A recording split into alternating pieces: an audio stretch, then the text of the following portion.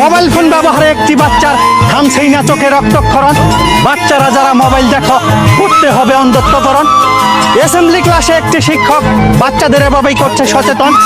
আইডিয়াটা কাজে লেগেছে দারুণ, কেউ হাতে ধরছে না মোবাইল ফোন। আপনার বাচ্চার মোবাইল ফোনে থাকে যদি প্রচুর আসক্তি, এই ভিডিওটি দেখবেন মাঝে মাঝে, কাজে আসবে 100% গ্যারান্টি।